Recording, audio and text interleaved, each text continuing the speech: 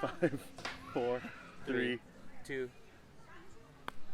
and it's Thursday. I know. Usually it's Tuesdays tastings. Yeah. But we have a very special guest that's accompanying the very handsome Johnny Holley. I'll let you introduce this beautiful man sitting next to me. We have the man, the myth, the legend, Erhen Jordan, and this is little Mason Jordan. And Erhen is the maker of these fine wines that we might have done before, Days Infidel, but Failla for sure. You might know a little place called Turley as well. He's just kind of the man, and we were very fortunate to have him join us for this Tasting Tuesday. So yeah, Erhen, yeah, stoked to be here. Well, that's why we're doing it on Thursday. Yeah. You got to be some serious pull to move the whole tastings, move it over to a whole nother day. Oh, but yeah. I mean, you actually create wine, which is wild. It is it's one of those fun things. At the end of the day, I can set that on the table and say that's what I did today, which I love. Yes. I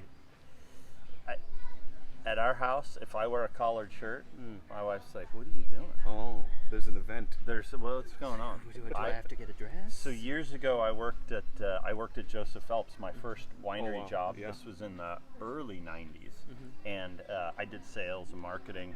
And after a while, the guy that was my boss, Bruce Neyers, I looked at him and I'm Another like, legend. Just legend, total. listen, I mean, listen, like, You just legends, yeah. Phelps, Neyers, just dropping them. yeah. No, Bruce was like, he's like my West Coast dad, and I was like, so Bruce, the guys in the cellar, they like wear T-shirts, and they don't shave.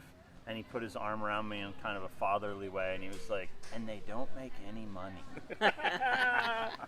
In a way, But that's the Bruce fun Neyers spot, can. though. There's Right. something interesting about the guys in the making. You know what I mean? Man, and the guys in the cellar. It was this pull. I mean, I didn't grow up in the wine business. I grew up in Pittsburgh, Pennsylvania.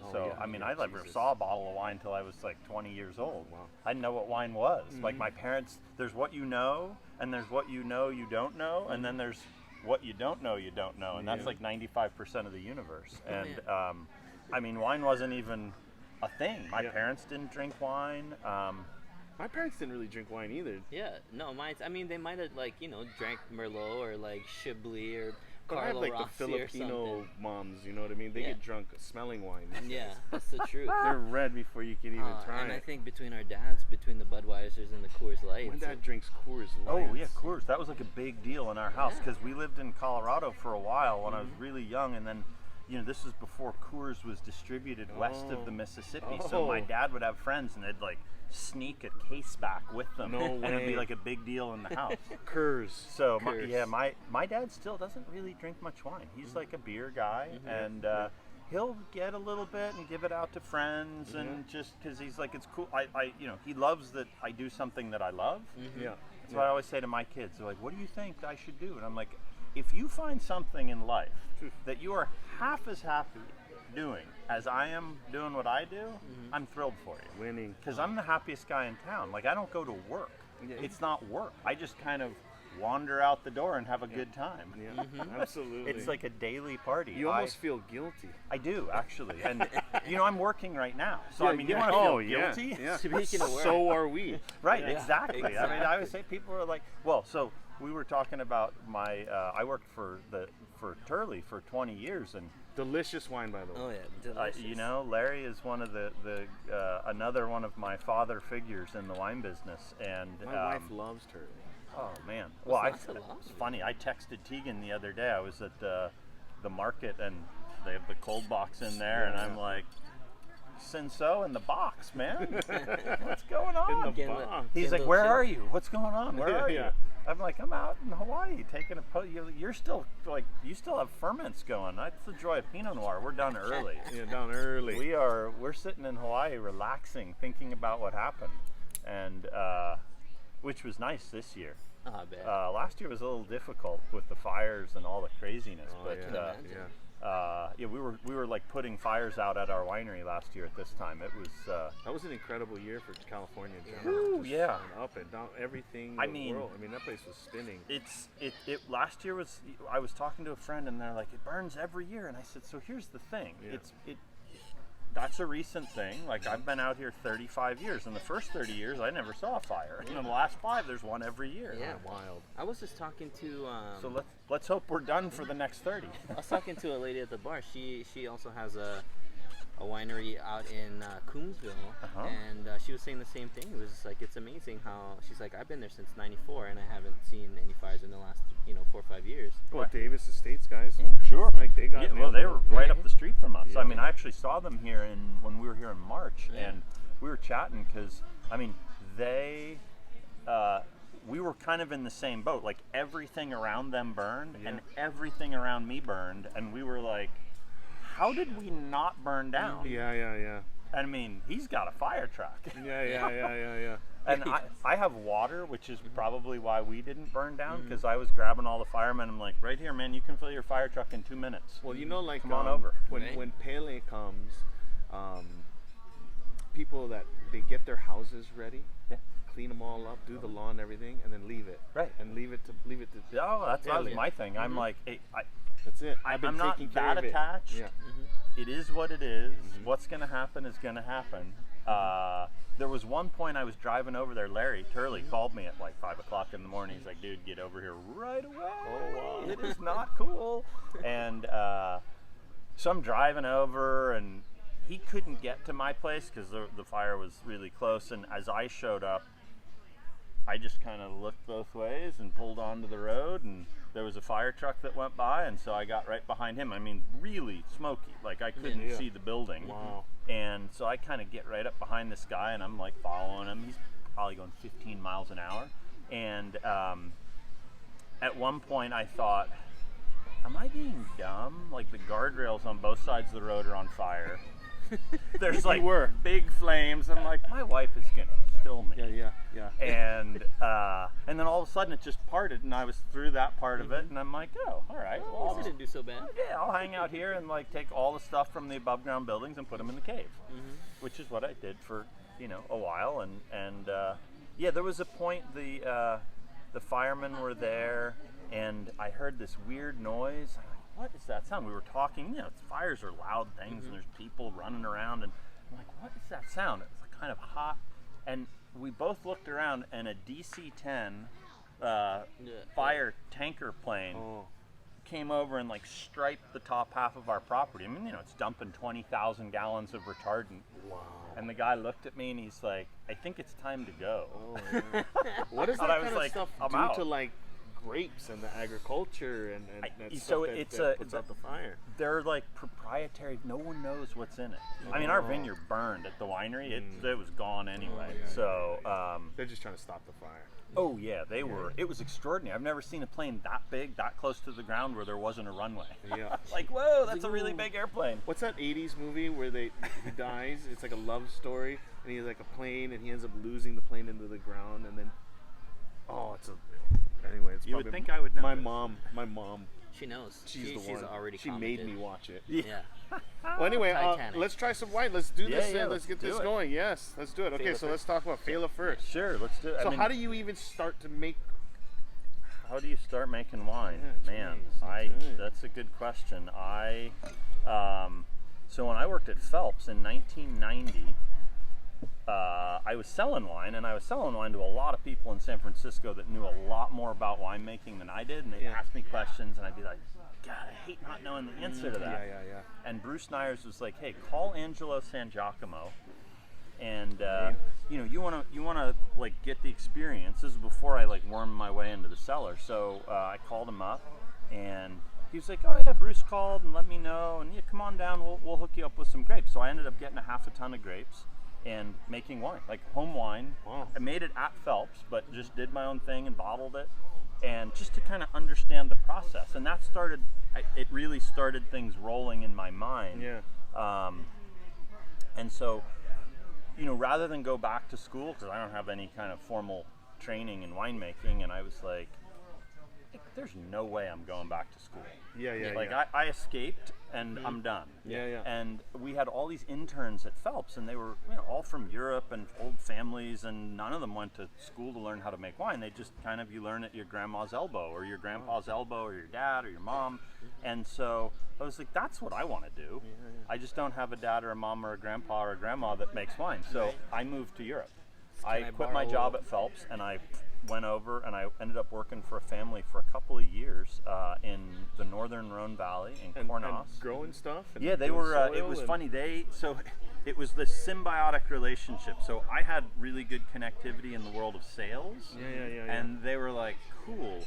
Why don't you come? We'll let you work in the cellar in the vineyard if you help us set up our distribution network in the U.S. Which is really key for sales because you start to learn your ability to sell gets better because of the education you're gaining from doing it. I mean, I think about if you're in a restaurant and you have a background of cooking, think about when you're tableside, like talking about the dishes, your familiarity with it with a customer, it changes everything. And so, I mean, that was my trade-off with these guys was like, I'll set up your distribution network, but I want to work in the sales and marketing. I'm like, it's a 6 to 9 hour time difference anyway. So like I can do that kind of work in the evenings. So yeah, I did that. I stayed for a couple years. And in that time frame, Bruce Neyers was like, he came over to visit because he'd gone to left Phelps and went to work for Kermit Lynch. And he's like, you've like done the Superman. You went into the phone booth, a salesman, and you came out like a production guy. Yeah. And I love it. You should come back. And Barbara and I are, we're kind of re-envisioning Neyers. Barbara is his wife, and we need a guy to like make the wine. So how about you come back and you be our partner? And so that was my foray into the making of commercial wine. And so I got all fired. I'm like, I'm going to be a partner in a winery. And Bruce puts his arm around me again. And he's kind of like, so here's the deal. Like, I got a day job. My wife's got a day job. You should go get a day job. You're not getting any money. We'll give you, it's like sweat equity in the business. And so he worked for Kermit. Barbara worked for Alice Waters at Chez Panisse Restaurant in Berkeley. And so I got a job randomly for a woman named Helen Turley because I knew her husband John. I used to sell him wine. He was a wine buyer at a shop up in Calistoga. And that, Helen was... Who's the girl that comes over here? That's a Turley?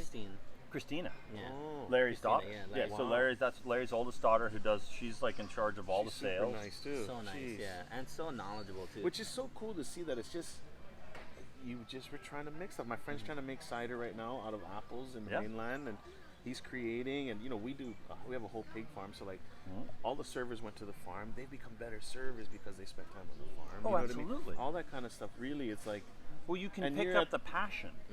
But you're at the highest level, so it's kind of great to see it. Like it all starts the same. Well, and I mean with Christina, same as Mason, and she grew up in a winery, right? And she took that. I mean, I think there are people that grow up in wineries and are like, and they go and do something else, right?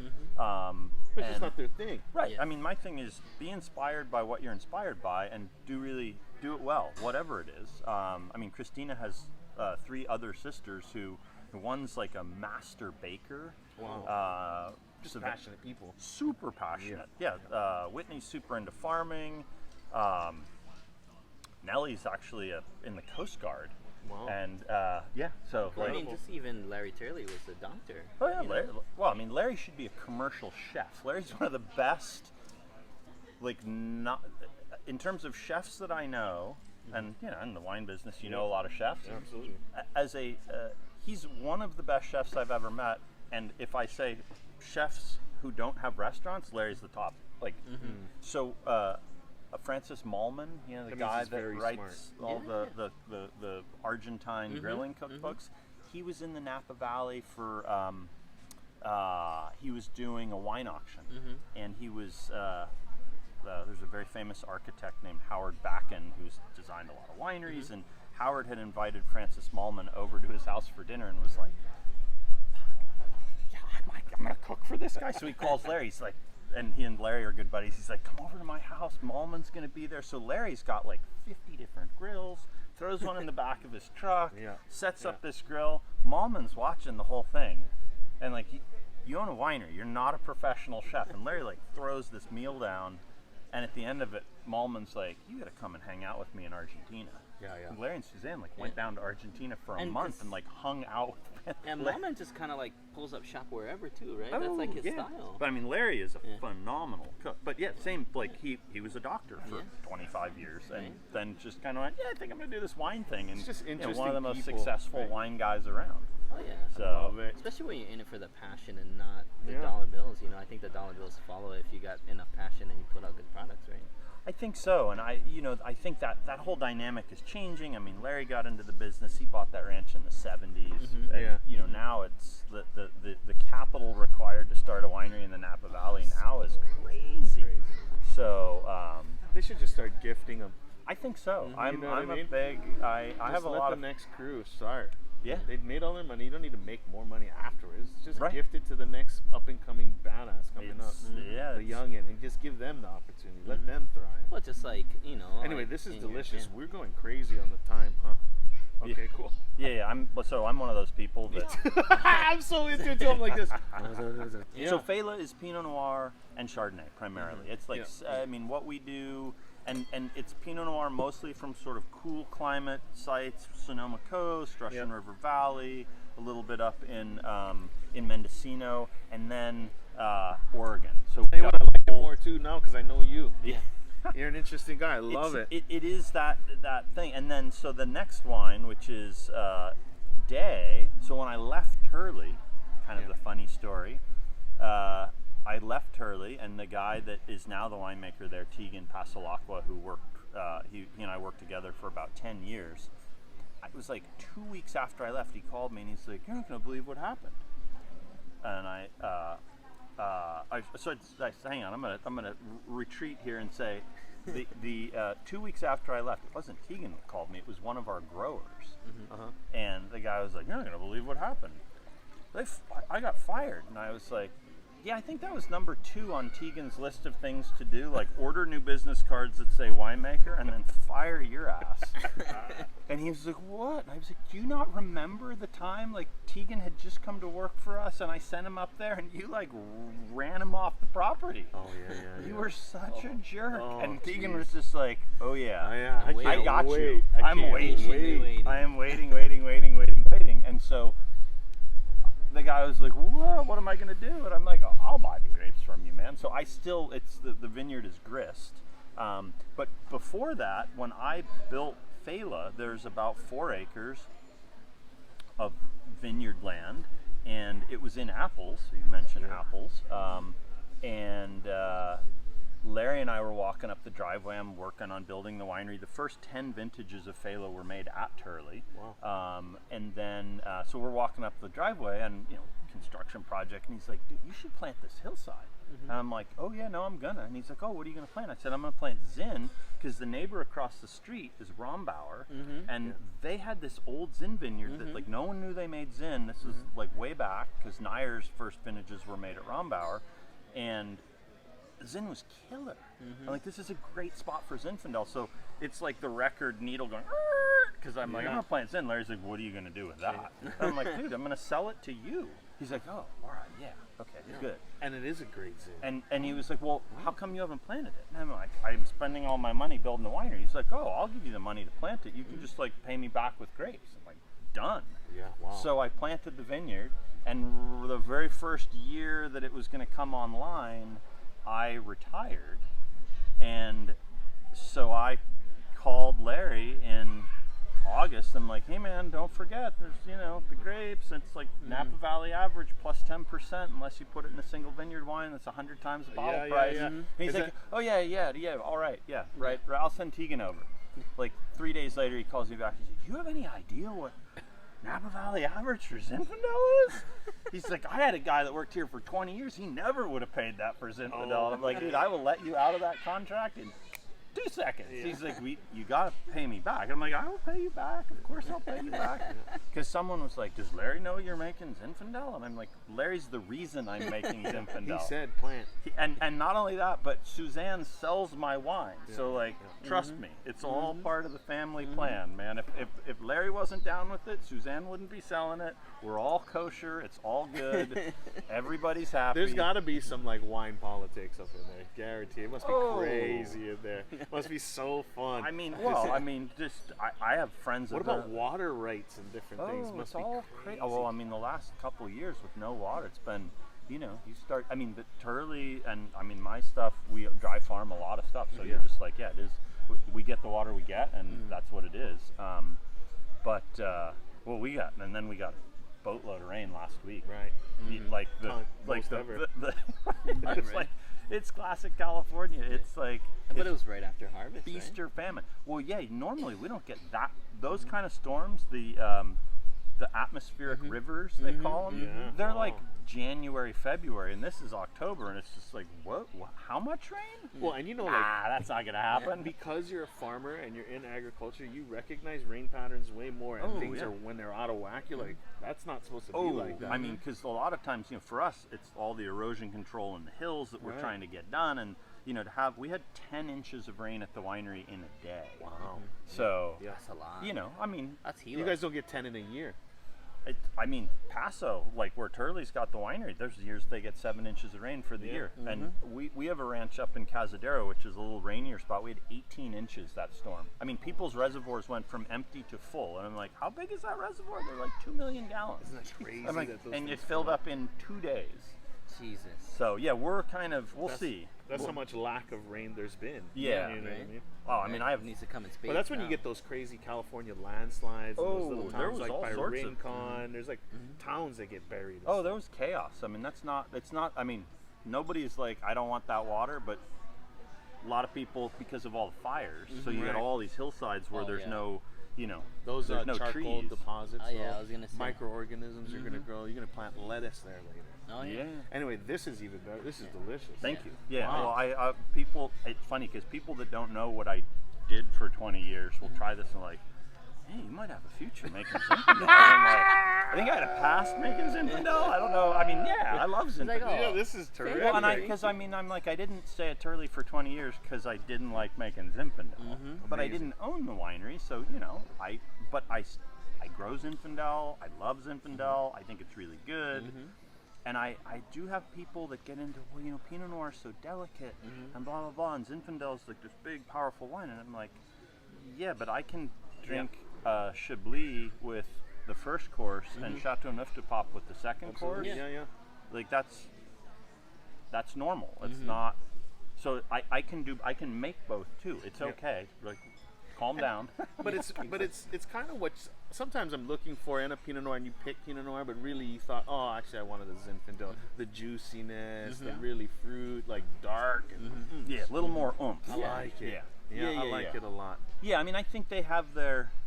I mean, for us, I think they're both actually really versatile wines. So much of it depends on like the dish and how it's prepared, not necessarily the protein. Because there's plenty of fish dishes that with the right preparation, Zinfandel's fine. That's what it comes like down it. to, right? All the pairing. It doesn't, like the protein, like you can have Zinfandel with white fish. Oh, absolutely. 100%. Yeah. I mean, some kind of blackened scene where it's got a little Yeah. spice. Spice. Yeah, So you I get mean, the fruit from the Zinfandel. It's like a Ahi is beautiful pairing. perfect. Yeah, I Yeah. mean, because those are they're meatier. Yeah, I mean, it's Like a just rare it's steak. that Yeah. concept of white wine is fish, and red wine is meat, and I'm like, well, what about pork? Yeah. Like Yeah. you like either of these wines? Tremendous. Yeah, And then even like the sauces come into play. Oh, I mean, all absolutely. of Well, it. same thing like barbecue sauce and Zinfandel. It's like they're made for each they're other. made for each other. Exactly. Totally. Well, it was an amazing pleasure. I'm going to let you go. I see, everything's going. We got a full restaurant I was gonna going at say, the you same guys- time. I'm watching it go down. I'm like, oh, we got to light the torches. We got to get the pictures going. Where's the musician? Yeah. I'm doing it. But it The was restaurateur's eyes. Oh yeah. Yeah. a pleasure. Thank you. Cheers. Great to see you. Thanks. Tasting Thursdays. Tasting Thursdays. Don't forget to spade or neuter your pets. Exactly. Like Bob Barker. Hey, I got 3 dogs. They're all rescues. So. Oh yeah. Perfect.